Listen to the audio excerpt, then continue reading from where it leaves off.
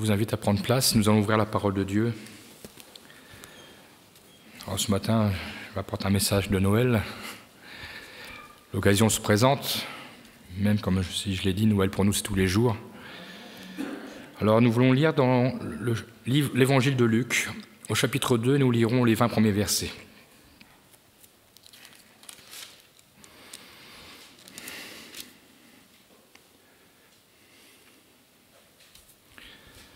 Donc l'évangile de Luc, chapitre 2, versets 1 à 20. Je commence la lecture. En ce temps-là parut un édit de César Auguste ordonnant un recensement de toute la terre. Ce premier recensement eut lieu pendant que Quirinus était gouverneur de Syrie. Tous allaient se faire inscrire, chacun dans sa ville. Joseph aussi monta de la Galilée, de la ville de Nazareth, pour se rendre en Judée, dans la ville de David appelée Bethléem, parce qu'il était de la maison de la famille de David, afin de se faire inscrire avec Marie, sa fiancée, qui était enceinte. Pendant qu'ils étaient là, le temps où Marie devait accoucher arriva. Elle enfanta son fils premier-né, elle l'emmaillota et le coucha dans une crèche parce qu'il n'y avait pas de place pour eux dans l'hôtellerie. Il y avait dans cette même contrée des bergers qui passaient dans les champs les veilles de la nuit pour garder leurs troupeaux. Et voici un ange du Seigneur leur apparut, et la gloire du Seigneur resplendit autour d'eux. Ils furent saisis d'une grande frayeur, mais l'ange leur dit « Ne craignez point, car je vous annonce une bonne nouvelle qui sera pour tout le peuple, le sujet d'une grande joie. C'est qu'aujourd'hui, dans la ville de David, il vous est né un sauveur, qui est le Christ, le Seigneur. Et voici à quel signe vous le reconnaîtrez, vous trouverez un enfant emmailloté et couché dans une crèche. » Et soudain, il se joignit à l'ange une multitude de l'armée céleste, louant Dieu, disant « Gloire à Dieu dans les lieux très hauts, et paix sur la terre parmi les hommes qui l'agréent. » Lorsque les anges les eurent quittés pour retourner au ciel, les bergers se dirent les uns aux autres « Allons jusqu'à Bethléem et voyons ce qui est arrivé, ce que le Seigneur nous a fait connaître. » Ils y allèrent en hâte et ils trouvèrent Marie et Joseph et le petit enfant couché dans la crèche. Après l'avoir vu, ils racontèrent ce qui leur avait été dit au sujet de ce petit enfant. Tous ceux qui les entendirent furent dans l'étonnement de ce que leur disaient les bergers. Marie gardait toutes ces choses et les repassait dans son cœur. Et les bergers s'en retournèrent, glorifiant et louant Dieu pour tout ce qu'ils avaient entendu et vu, et qui était conforme à ce qui leur avait été annoncé. Amen. Bien sûr, pour chacun de nous, ce texte n'est pas inconnu, mais on apprend toujours quelque chose de la part de Dieu. On peut relire la parole de Dieu des dizaines de fois un passage, et Dieu nous éclaire autrement. Il y a tant de choses à découvrir. La parole de Dieu est un puits sans fond. Nous pouvons toujours creuser, nous n'atteindrons jamais le fond. C'est encourageant, parce que nous savons que le Seigneur nous apprendra toujours plus. Et ce matin, c'est ce qu'il veut faire. Nous allons dans quelques jours fêter Noël. Je ne vous apprends rien, dans le monde entier. Noël signifie nativité. Et aujourd'hui, ce que le monde a fait de ce jour mémorable où Jésus est venu, où le Sauveur est né, le monde en a fait bien autre chose. Il est parti dans l'excès, bien souvent l'excès de manger et de boire, l'excès de fête, mais s'il se rappelait le premier Noël. À l'époque de la naissance de Jésus, le monde entier ne fêtait pas Noël, mais seulement quelques-uns qui sont venus célébrer le Seigneur. Ces quelques personnes se résument aux bergers qui ont été avertis de la bonne nouvelle, je dirais par Dieu lui-même à travers un ange. Et quelques mages qui sont venus ensuite adorer le nouveau-né, en le reconnaissant comme le Messie, le libérateur, l'enfant de la promesse. Je voudrais ce matin m'arrêter sur ce que vécurent les bergers cette nuit-là. Cette fameuse nuit de Noël. Ces bergers se trouvaient dans les champs, ils gardaient leurs troupeaux. Donc ils étaient sur leur lieu de travail lorsqu'ils reçurent l'apparition d'un ange. Il nous est dit qu'ils exécutaient leur travail puisqu'ils gardaient leurs troupeaux. Pendant les veilles de la nuit, en Orient, la nuit est divisée en 4 veilles, en 4 périodes de 3 heures. Et d'autres textes d'ailleurs nous montrent ces veilles de la nuit. Jésus en parle de ces veilles. Nous pouvons lire par exemple dans Matthieu chapitre 14 verset 25, « À la 4e veille de la nuit, donc sur le petit matin. Jésus alla vers eux, marchant sur la mer. Donc c'est là qu'on peut comprendre que c'est sur le petit matin. Ou encore dans Luc chapitre 12, verset 38, il nous est dit qu'il arrive à la 2e ou à la 3e veille. Heureux ses serviteurs s'ils les trouvent veillants. Ici, c'est l'image de l'Église qui veille et qui attend le retour glorieux du Seigneur. La nuit était déjà avancée, donc 2e et 3e veille. C'est pour ça que parfois nous ne comprenons pas toujours ce que signifient les veilles de la nuit, mais une nuit en Orient est divisée en 4 périodes de 3 heures. Donc on comprend mieux aussi les autres textes. C'est pourquoi on parle de la 2e et 3e veille. Alors le Seigneur met en sa parole toujours des détails qui sont croustillants. En Orient, l'usage de passer la nuit en plein air avec les troupeaux existe encore de nos jours. Pourquoi un ange va venir faire des révélations de la plus grande importance à de simples bergers dans les champs? Je dirais hors de la ville, hors de l'agitation. Il faut rappeler que les bergers d'Israël étaient très mal considérés. En effet, les bergers étaient tout au bas de l'échelle sociale. Ils étaient même jugés impurs, en marge de la société religieuse. Ils n'étaient pas acceptés au temple de Jérusalem. Et ils n'étaient pas non plus acceptés à suivre les traditions, c'est-à-dire les prières et les fêtes instituées par la religion juive. Ils étaient un peu considérés comme des parias. Mais l'ange, se montrant et se révélant aux bergers cette nuit-là, pour leur parler de la venue de Jésus, montre une fois de plus que Jésus est venu pour les opprimer, pour les exclure, pour les rejeter, pour les malades et non pour les bien portants. Nous voyons que Jésus va apparaître à des simples bergers. Alors il aurait pu apparaître au temple de Jérusalem, au milieu de tous ces pharisiens. Ça aurait été mieux si l'ange était venu là en plein jour aussi. Pourquoi venir la nuit? Pour annoncer que Jésus allait naître. Mais non, Jésus a voulu faire cela pour montrer déjà son amour, qu'il était pour les plus petits. Alors, nous voyons que ici encore, avec Jésus, il n'y a pas de paria, il n'y a pas d'exclus, il n'y a pas de classe sociale. Tous doivent expérimenter le salut en Jésus-Christ. Et la prophétie d'Ésaïe allait connaître son accomplissement, prophétie rappelée par Jésus lui-même dans Luc chapitre 4, verset 19. Que nous dit ce passage? Jésus dira « L'Esprit du Seigneur est sur moi, car il m'a oint pour annoncer une bonne nouvelle aux pauvres. Il m'a envoyé pour annoncer aux captifs la délivrance, aux aveugles le recouvrement de la vue, pour apporter la liberté aux opprimés. » Gloire à Dieu. Merci Seigneur. La situation géopolitique de ce pays, à l'époque, n'était pas glorieuse.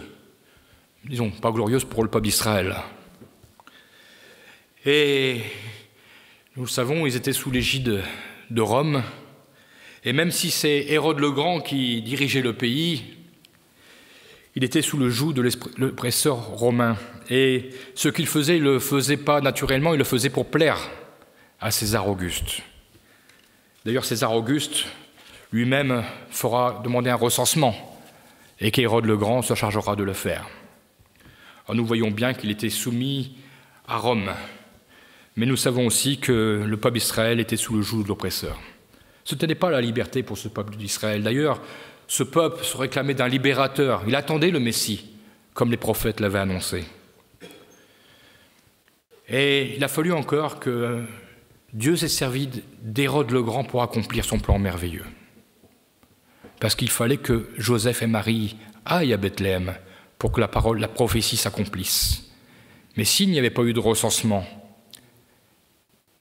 Joseph et Marie ne seraient pas venus à Bethléem et la parole de Dieu ne se serait pas accomplie. Mais Dieu s'est servi d'Hérode le Grand pour accomplir ses plans. Peut-être même que Hérode le Grand il s'est dit bon, j'ai bien fait de faire un recensement, mais il ne savait pas en lui-même que Dieu pouvait percer ses pensées, son cœur. Dieu peut mettre dans les pensées des hommes ce qu'il veut faire. Amen. Et là, nous voyons la toute-puissance, la souveraineté de notre Dieu. Et oui, c'était César Auguste qui était cet empereur romain qui avait ordonné au départ le recensement et qui l'a demandé à faire pareil Hérode le Grand. D'ailleurs, nous pouvons lire pour voir l'accomplissement de cette prophétie, qui nous parle d'une naissance, Michée chapitre 5, verset 1. Michée dira, j'allais dire Isaïe, mais c'est une autre prophétie.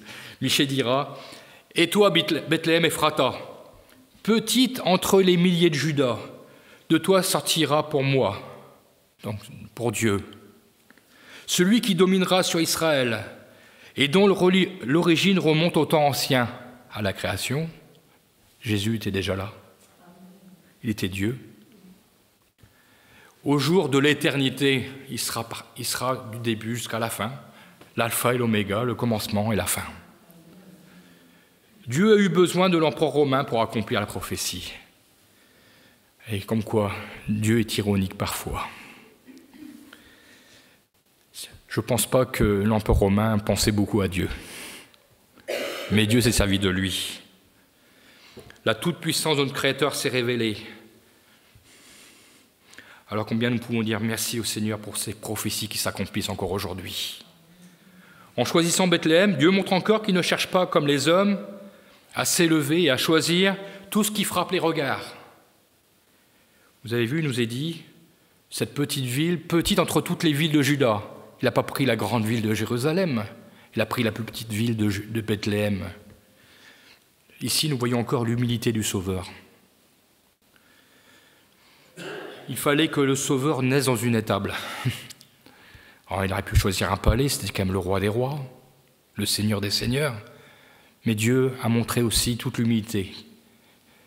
Et il fallait reconnaître le Sauveur dans cette crèche, dans cette étable, pour montrer que c'était les cœurs qui étaient touchés par Jésus lui-même. Dieu l'avait voulu ainsi, et combien beaucoup auraient peut-être souhaité qu'il se révèle dans le temple de Jérusalem, mais Dieu l'a fait en pleine nuit. Et il est venu annoncer la naissance du Sauveur à ses bergers.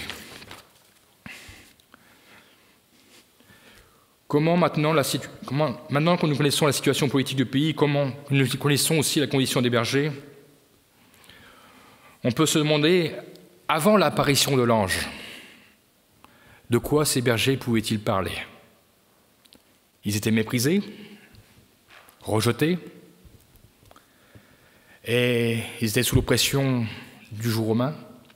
Vous savez, quand rien ne va, quand nous écoutons nos informations aujourd'hui, moi quand je vais au travail, il n'y a rien qui va. Il n'y a que des mauvaises nouvelles. Vous ouvrez les informations, vous n'avez que des mauvaises nouvelles.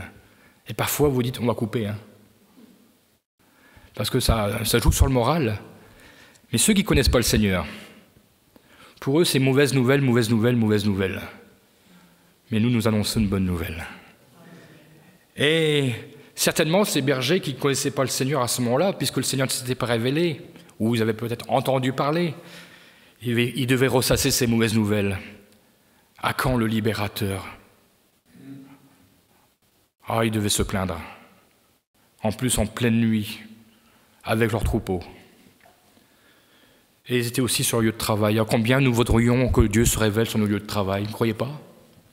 Imaginez, vous êtes sur le lieu de travail et Dieu arrive en pleine lumière et qu'il parle, et je crois qu'il y aurait une sacrée crainte.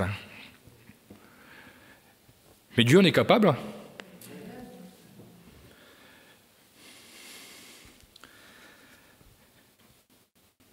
Peut-être que pour eux, ces bergers, il n'y avait pas d'espérance, et l'avenir était bien sombre. Et ils se retrouvent ainsi tous ensemble dans les ténèbres de la nuit, et soudain ils vont voir la lumière.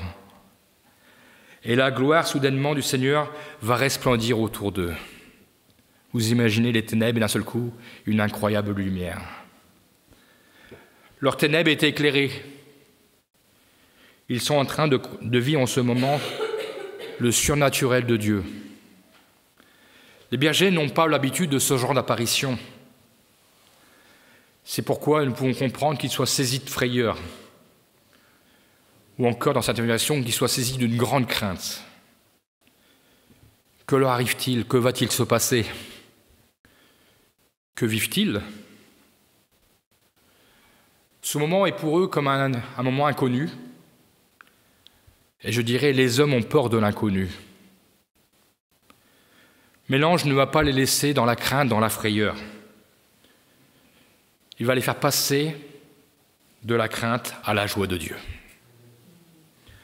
L'ange leur annonce une bonne nouvelle qui sera pour tout le peuple, donc ici pour tout le peuple d'Israël, le sujet d'une grande joie. Et je dirais, ce sera le titre de mon message, « Enfin une bonne nouvelle ». Enfin une bonne nouvelle.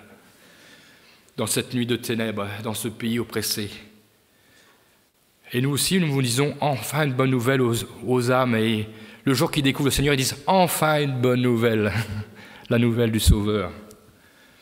Cette bonne nouvelle est destinée à tout le peuple. Mais il s'est chargé de bergers pour être les ambassadeurs que Dieu a choisis, pour recevoir les prémices de cette bonne nouvelle et aussi de la répandre. Et nous verrons par la suite qu'ils vont évangéliser ces bergers. Eux, ceux qu'on considère comme exclus de la société. On peut comprendre donc la frayeur des bergers en voyant l'ange. Si nous nous rappelons un homme de Dieu qui a vu un ange qui n'était pas dans le meilleur état, Zacharie, lorsqu'il a reçu l'apparition de l'ange, que s'est-il passé? Il fut dans le même état d'esprit. Luc chapitre 1, verset 12, Zacharie fut troublé en le voyant, donc en voyant l'ange, et la frayeur s'appara de lui. On pourrait dire Zacharie était pourtant un homme de Dieu, mais cette visitation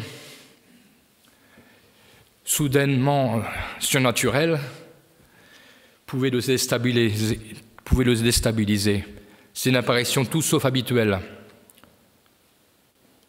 Je ne sais pas si un ange arrivait ce matin au milieu de nous, comment nous réagirions? Comme je le dis souvent, je pense qu'on sera sur nos genoux. Parce que peut-être que nous aurions peur de ce qu'il a à nous dire.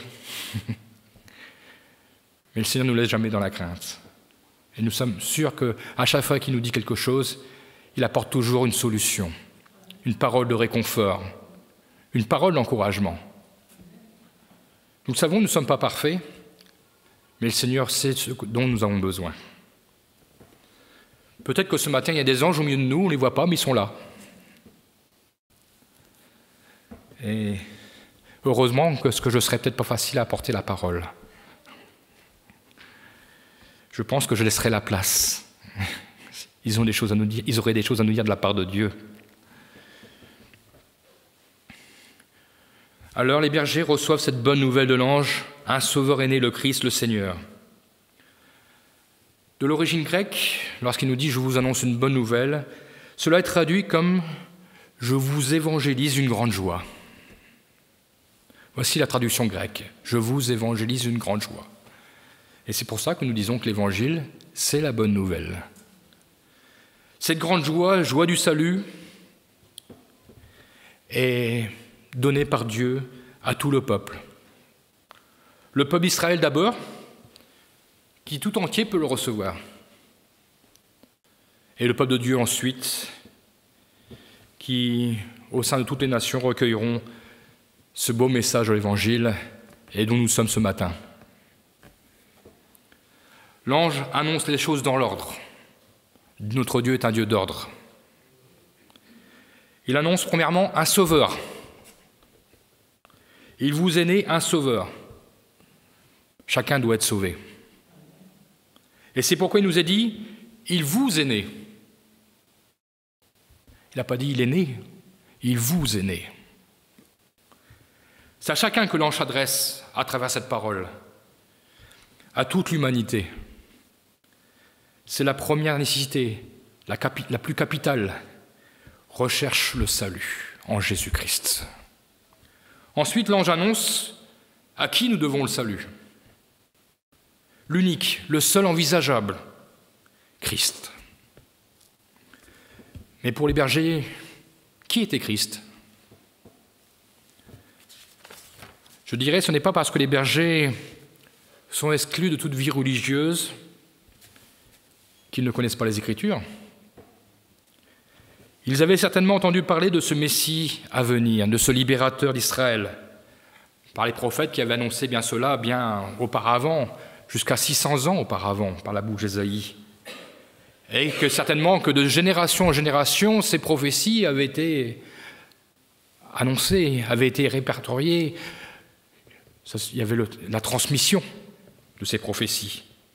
Alors peut-être qu'ils ne s'y attendaient plus, parce que 600 ans, imaginez 600 ans. Et depuis donc ces prophéties, 600 ans s'est écoulés. Dans Matthieu chapitre 1, verset 16, chapitre qui nous parle de la généalogie de Jésus, nous identifie pleinement le Christ. Il nous est dit, Jacob engendra Joseph, l'époux de Marie, de laquelle est né Jésus qui est appelé Christ. Je crois que lorsque Dieu nous parle dans des révélations, lorsque Dieu nous parle dans les dons prophétiques, lorsqu'il nous donne des paroles de sagesse, des paroles de connaissance, il n'emploie pas des mots que nous ne pouvons pas comprendre. Et je dirais que bien au contraire, pour nous faire bien comprendre qu'il s'adresse à nous personnellement, il emploie nos propres mots ou nos propres situations.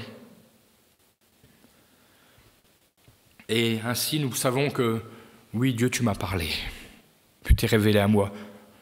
Nous sommes secoués quand le Seigneur nous parle ainsi. Bien souvent, c'est des encouragements, mais c'est aussi quand on était repris. Il m'est arrivé d'être repris, d'avoir mis en doute la parole du Seigneur. Mais le Seigneur ne m'a pas jugé, il m'a relevé. Il m'a fortifié dans la foi. Et là, quand ça arrive, nous pouvons pleurer devant lui pour le manque de foi que nous avons eu, le doute qui nous a emparés. Le Seigneur est fidèle. Et quand il parle certainement dans la vérité. Et je crois que pour ces mêmes bergers, quand l'ange s'est révélé à eux, ils comprenaient tous les mots. Ils savaient qui était le Christ. Pourquoi l'ange leur aurait parlé de mots qu'ils ne connaissaient pas? Dieu connaissait parfaitement les bergers. D'ailleurs, nous voyons par la suite. Nous verrons qu'ils sont partis en hâte chercher le Christ.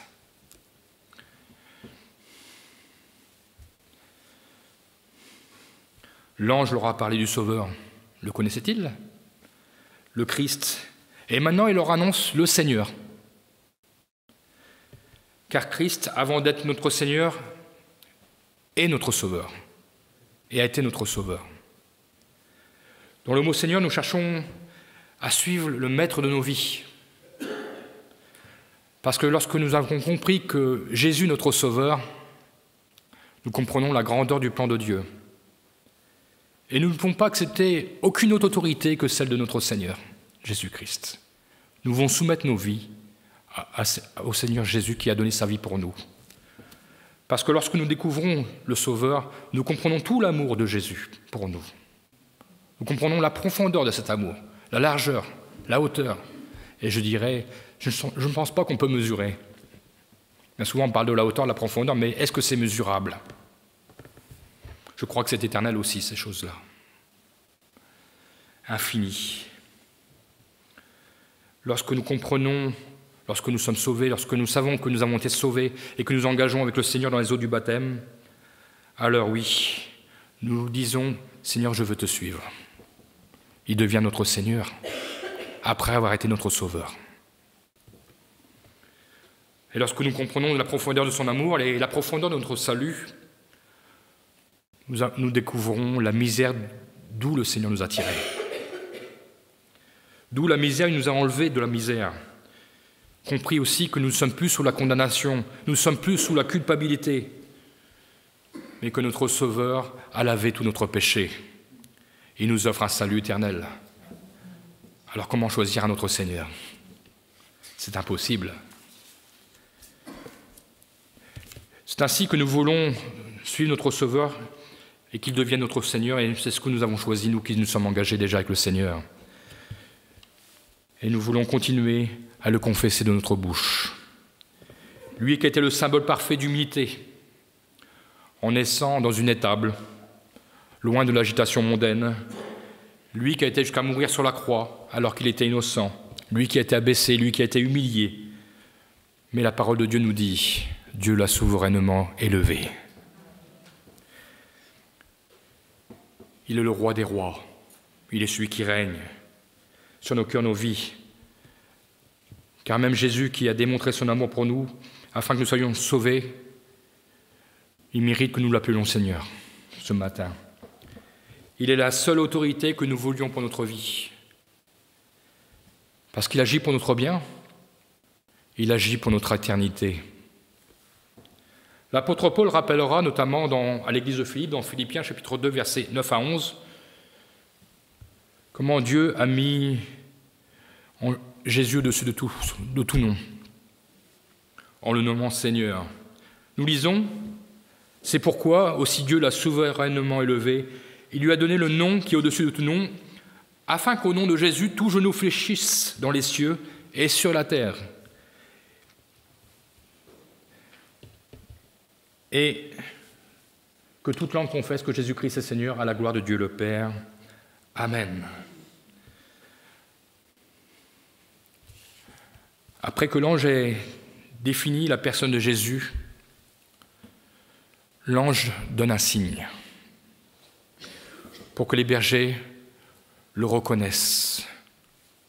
Et voici à quel signe vous le reconnaîtrez. Vous trouverez un enfant emmailloté et couché dans une crèche. L'ange ne leur a pas donné un signe pour qu'il reste sur place, pour qu'il reste inactif, mais bien pour les inviter à reconnaître Christ comme leur Sauveur et Seigneur. Dans plusieurs versions, le mot crèche est remplacé par le mot mangeoire, notamment la Bible du Semeur. La mangeoire est le lieu où les animaux venaient manger. Et je voulais faire cette parallèle avec le Seigneur. Dans ce passage, l'évangéliste Luc va mentionner 3 fois ce mot mangeoire ou crèche, selon les traductions. Version Bible Semeur nous dit dans Luc chapitre 2, verset 7, « Marie mit au monde un fils, son premier-né. Elle lui mit des langes et le coucha dans une mangeoire, parce qu'il n'y avait pas de place pour eux dans la pièce réservée aux hôtes. »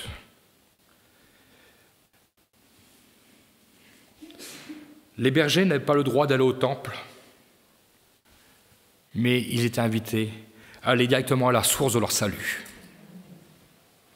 Découvrir ce Jésus dans la mangeoire, lieu où les animaux avaient l'habitude de manger. Et ce jour, pour les bergers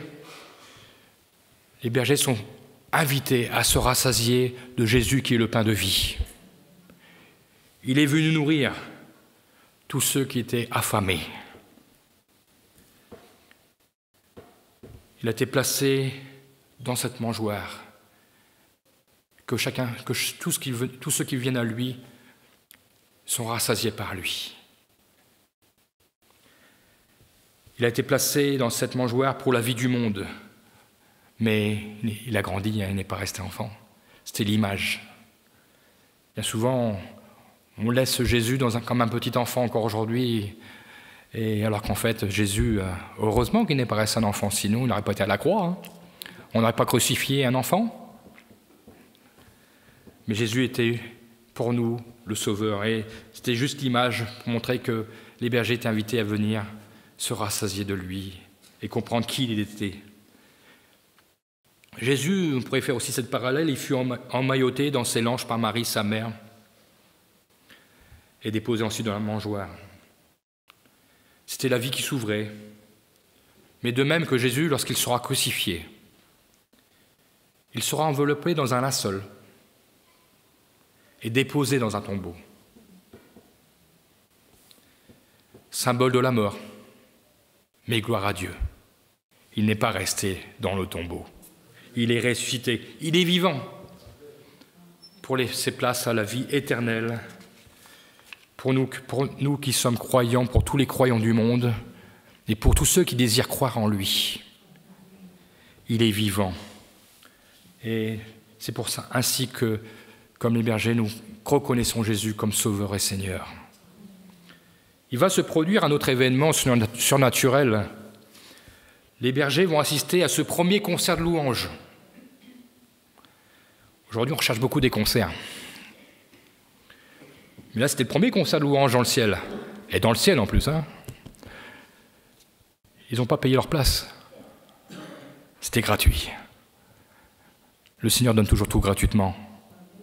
Quand vous commencez à payer, c'est quelque chose qui ne va pas. Le Seigneur donne gratuitement. Vous avez reçu gratuitement, offrez gratuitement. Et soudain, donc nous lisons, il se joignit à l'ange, comme si ça ne suffisait pas, un ange, une multitude de l'armée céleste, louant Dieu, disant « Gloire à Dieu dans les lieux très hauts et paix sur la terre parmi les hommes qui l'agréent. » Les bergers n'ont plus peur. L'ange les a rassurés. Là, ils sont dans la joie de Dieu. Ils sont dans l'émerveillement. Je dirais ils sont dans l'émerveillement parce que le ciel est dans la joie. Il y a à ce moment-là une euphorie céleste. Ce n'est plus un ange, mais une multitude de l'armée céleste. On ne peut pas imaginer. Je pense que ça devait être quelque chose. Quel phénomène surnaturel, la gloire de Dieu qui se révèle pleinement aux bergers.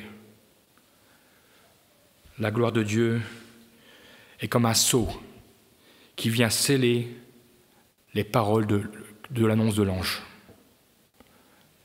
La multitude n'est pas venue avant, elle a attendu que l'ange ait fait son annonce, comme si que Dieu approuvait avec son sceau. Et là, l'armée céleste loue le Seigneur et glorifie Dieu. Le plan de Dieu pour l'humanité est en marche. Jésus est né. Alors, réjouissons-nous, comme ces bergers pouvaient se réjouir. Et là encore, dans les paroles de cette multitude, il y a un ordre. Tout est parfaitement orchestré avec Dieu. Gloire à Dieu, premièrement, dans les lieux très hauts. Rendre premièrement la gloire à Dieu. Nous élevons les louanges vers le trône de Dieu. Et nous croyons qu'il les reçoit. Quand le peuple loue le Seigneur, quand il l'adore, nous élevons les yeux vers lui pour manifester notre reconnaissance, pour manifester notre adoration. C'est au lieu très haut où Dieu se tient que nous rendons aussi ce matin un culte d'adoration et que nous voulons nous joindre à cette multitude de l'armée céleste. La multitude de cette armée céleste démontre ainsi que le temps de Dieu est arrivé. Le temps de proposer à toute l'humanité, en la personne de Jésus-Christ, un plan de salut incomparable, la seule solution pour un monde en désarroi, en perdition. Les cieux se réjouissent, car Dieu vient d'ouvrir le temps de la grâce. C'est ainsi que, naturellement, la deuxième phrase de cette multitude nous parle de réconciliation avec le Père, nous parle de la paix. Vous savez, quand vous n'êtes pas réconcilié, vous n'êtes pas en paix. Mais il nous est dit « et paix sur la terre parmi les hommes qui l'agréent ». Dans la version de Sommer, « paix sur la terre aux hommes qui l'aiment ». Dieu offre sa paix en la personne de Jésus-Christ. Tout homme qui vient au Seigneur se réconcilie ainsi avec le Père, reconnaissant l'amour divin manifesté en Jésus-Christ à la croix. La paix que Dieu offre est cette paix pour tous les hommes où Jésus a une place dans leur cœur. Et je dirais la première place. C'est aussi pour tous les hommes qui ont confessé leur péché au Seigneur. C'est pour cela que Dieu offre sa paix. Alors la réconciliation avec le Père s'opère naturellement entre le Père et son enfant. Et lorsque Dieu met sa paix, là encore, c'est comme un sceau divin qui lui montre « tes péchés sont pardonnés. Je t'accueille comme enfant, mon enfant. »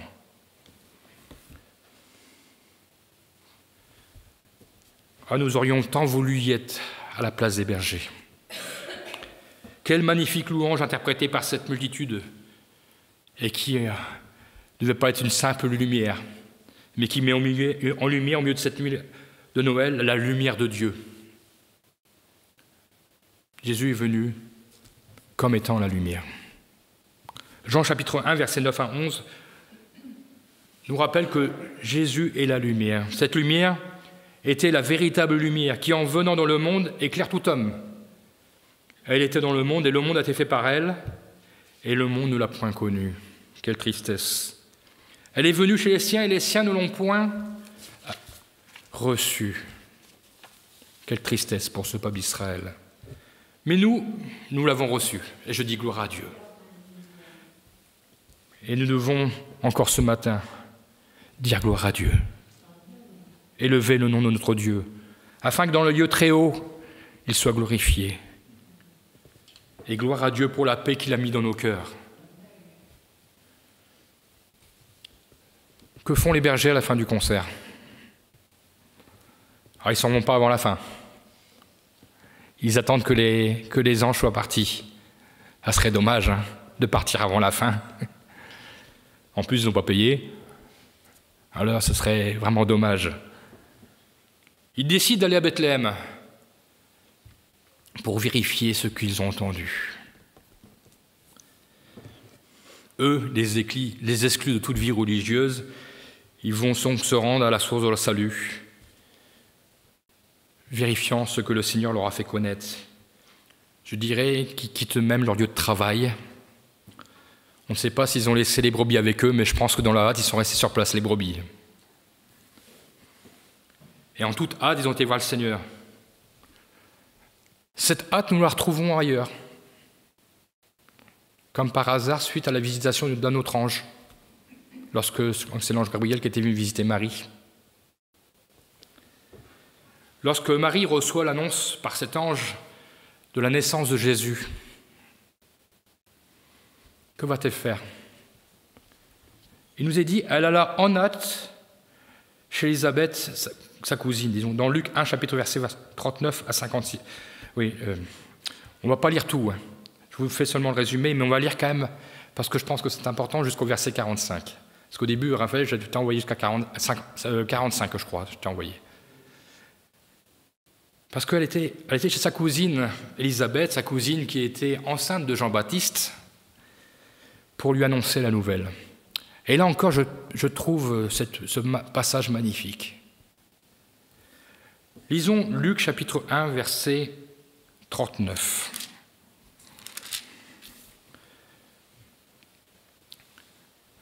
On pourrait lire juste avant, verset 38, lorsque Marie dit « Je suis la servante du Seigneur, qu'il me soit fait selon ta parole », et l'ange la quitta. Elle vient de recevoir l'annonce qu'elle allait mettre au monde Jésus, le Fils de Dieu. Il nous est dit juste après, dans ce même temps, Marie se leva et s'en alla en hâte, vers les montagnes, dans une ville de Juda. Elle entra dans la maison de Zacharie et salua Élisabeth, sa cousine. Et là, il nous est dit une chose formidable. Dès qu'Élisabeth entendit la salutation de Marie, donc c'est la salutation, elle ne lui a rien dit d'autre. Son enfant tressaillit dans son sein, donc Jean-Baptiste tressaillit dans son sein, qui veut dire qu'il y avait la joie déjà dans le cœur, dans le ventre d'Élisabeth.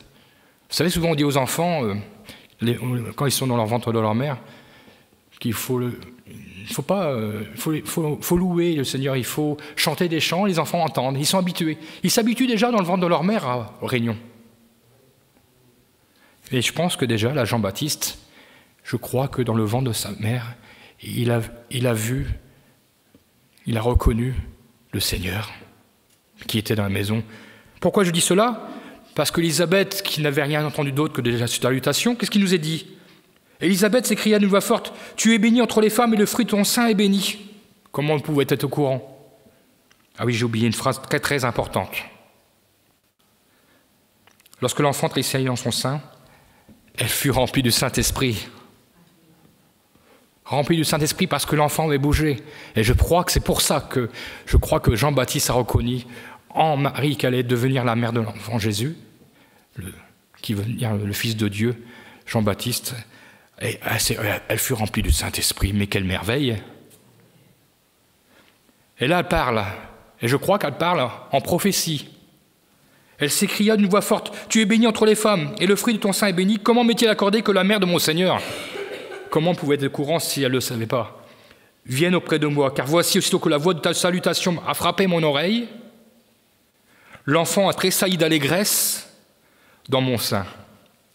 Heureuse celle qui a cru, dit cela à Marie, parce que les choses que lui ont été dites de la part du Seigneur auront leur accomplissement. » Et après, le cantique de Marie, c'est encore merveilleux. Je ne vais pas tout lire. Lisez-le à la maison, ça va vous remonter le moral, si vous ne l'avez pas. Mais moi, je pense que là, c'était une belle réunion qu'il y avait entre les deux cousines. On ne nous dit pas qu'il y avait d'autres auditeurs dans la pièce. Mais ça devait être un moment béni. Et oui, ils sont partis en louange. Ils ont glorifié Dieu. Alors c'est pour ça que je dis quand il y a cette hâte. Cette hâte, c'est aussi synonyme de zèle.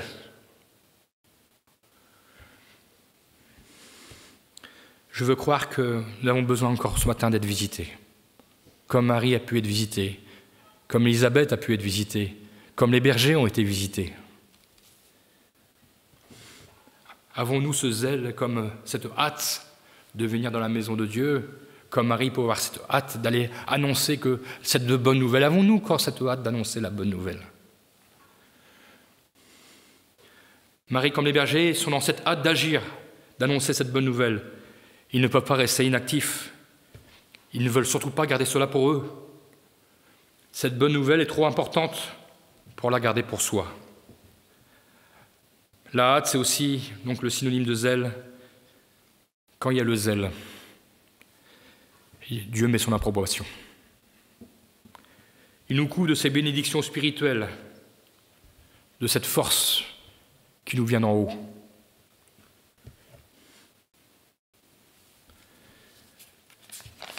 Nous avons vu que cette simple visitation de Marie-Élisabeth a été plus que productive. Une magnifique réunion d'adoration à Dieu.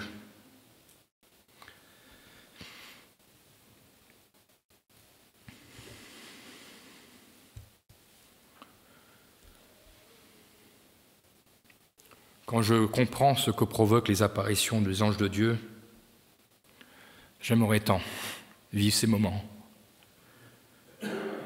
Nous ne voulons pas, nous, ce matin, recevoir au milieu de nous un ange pour que notre zèle soit décuplé. Ne voulons-nous pas vivre un culte d'adoration à la hauteur de ce que Dieu a accompli? Ou ne sommes-nous pas rentrés dans des habitudes?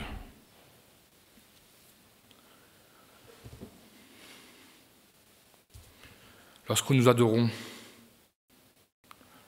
nous ne voulons pas le faire par habitude, mais chaque jour, chaque minute qu'il nous donne, nous devons réaliser l'amour de Jésus pour nous.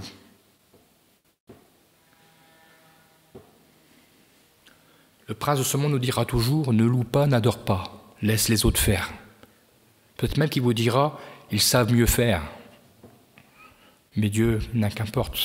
Lui, ce qu'il veut entendre, c'est le cri de nos cœurs, de nos bouches qui s'élèvent vers lui. Nous voulons être ces adorateurs en esprit et en vérité, qui glorifient Dieu. Combien nous ne voudrions pas vivre un réveil tout aussi glorieux comme les bergers l'ont pu le connaître lorsqu'il se passa pour ce premier Noël. Parce que pour eux, c'était un réveil. Ils étaient accablés dans ces ténèbres et ils ont connu la lumière. Avons-nous toujours cette hâte de venir adorer Jésus dans sa maison?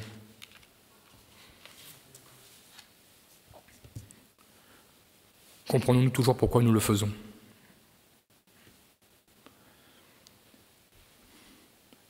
Nous avons besoin que le Saint-Esprit se révèle en nous, nous réveille et nous revêt de sa puissance. Et ainsi, nous pourrons nous joindre à cette multitude de l'armée céleste dans les lieux très hauts. Glorifions Dieu de s'être révélé au plus petit. Et il le fait encore aujourd'hui. Après que les bergers ont quitté Marie-Joseph et Jésus, Que font-ils?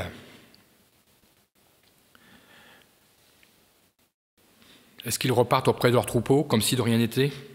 Est-ce qu'ils vont reprendre leurs habitudes? Voilà, nous avons une bonne réunion. Maintenant, il faut que la vie continue. Non, il nous est dit, les bergers se retournèrent bien. Mais ils glorifiaient, louaient Dieu pour tout ce qu'ils avaient vu et entendu. Et il nous est rajouté, et qui était conforme à ce qui leur avait été annoncé. Les bergers, qui étaient exclus de toute vie religieuse, rendent témoignage à la gloire de Dieu. Ils ne peuvent se retenir. Ils proclament ce qu'ils ont vu et entendu est vrai. Ils partagent la vérité avec assurance. Pour eux, la vérité est sortie de la bouche de l'ange. Ils ont cru et ont aussi agi. Nous avons, nous, la vérité aussi. Nous avons la parole de Dieu. Et nous voulons être porteurs de cette parole de Dieu. Et nous pouvons dire que la parole de Dieu est conforme à ce que Dieu agit en nous. Il nous a donné l'assurance de pardon de nos péchés. Il nous a fait passer à la nouvelle naissance. Et un jour, nous savons que nous serons dans l'éternité avec lui, parce qu'il nous a donné cette assurance, cette espérance vivante. Je dirais que les bergers furent les premiers évangélistes. Parce que lorsqu'ils louaient et glorifiaient Dieu, je ne pense pas qu'ils le faisaient que dans leur chant. Alors que ce Noël que nous allons passer avec nos familles, nos proches, nous puissions, comme Marie, garder toutes ces choses dans nos cœurs, les ressasser et comme les bergers, nous devons évangéliser en louant les bontés de Dieu, en glorifiant Dieu, en lui parlant des merveilles qu'il a fait en nous. Alors je crois que ce Noël sera inoubliable. Et nous n'attendrons pas le Noël prochain. Mais nous vivrons Noël tous les jours. Que ces jours soient des moments pleinement d'adoration. Que soyons remplis du Saint-Esprit lorsque nous adorons le Seigneur. Le Seigneur bénira, enverra son feu. Et ainsi, nous pourrons nous exprimer à la gloire de notre grand Dieu. Alors à Dieu soit toute la gloire. Joyeux Noël à tous. Et nous croyons que ce jour béni, il y a plus de 2000 ans, nous voulons revivre de tels moments en nous souvenant de ce que cette apparition dans le ciel, peut-être surnaturelle, pour beaucoup dans ce monde, pour nous savons que c'est Dieu.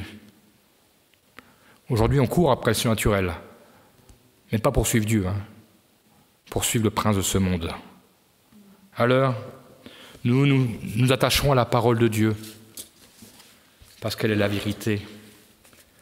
Et nous attachons aux promesses de Dieu, nous l'avons vu, de nombreuses prophéties ont été réalisées, et d'autres se réaliseront encore. Si nous croyons cela, alors nous n'avons pas à nous inquiéter.